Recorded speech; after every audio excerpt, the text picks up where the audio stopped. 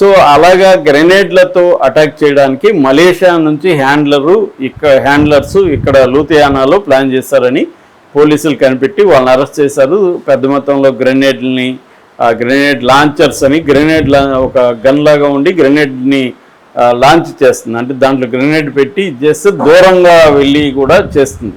మామూలుగా 2 మెథడ్స్ ఉంటాయి. ఒకటి ఇందాక చెప్పినట్టుగా దగ్గరగా ఉండి చేయడము, రెండోది ఎక్కడో ఉండి లాంగ్ డిస్టెన్స్లో ఉండి గ్రెనేడ్ లాంచ్ ద్వారా అటాక్ చేయడం. సో ఈ 2 మెథడ్స్లో వీళ్ళు ప్లాన్ చేసుకున్నారనమాట.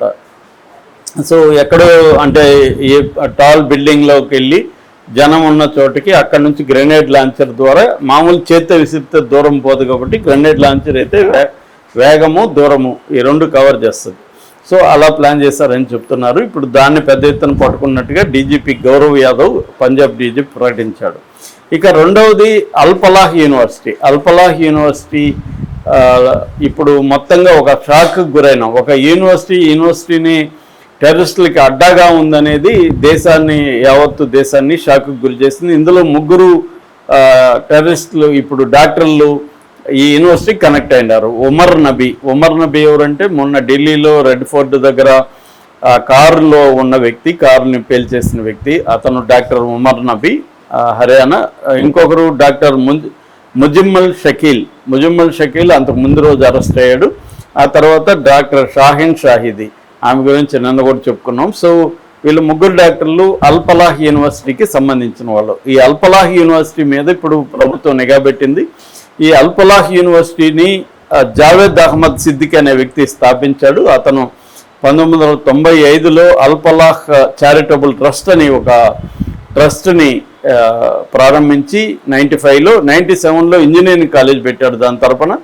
అక్కడి నుంచి దాన్ని డెవలప్ చేసుకుంటూ వచ్చాడు. ఇప్పుడు అది 78 ఎకరాల విస్తీర్ణంలో ఇంజనీరింగ్ కాలేజీలు అనేక కాలేజెస్ ఉన్నాయి. మెడికల్ కాలేజ్ ఉంది, ఇంజనీరింగ్ కాలేజ్ ఉంది, అన్నీ కలిపి ఒక యూనివర్సిటీగా అది 2014లో స్టేట్ రికగ్నైజ్ చేసింది హర్యానాలో ఫరీదాబాద్లో ఉంటుంది అనమాట. ఇది దౌజ్ అనే ఒక విలేజ్ ఉంది. ఇది ఢిల్లీకి 45 కిలోమీటర్ల దూరంలో ఉంటుంది. ఇక్కడ 78 ఎకరాల్లో ఇప్పుడు యూనివర్సిటీ ఉంది.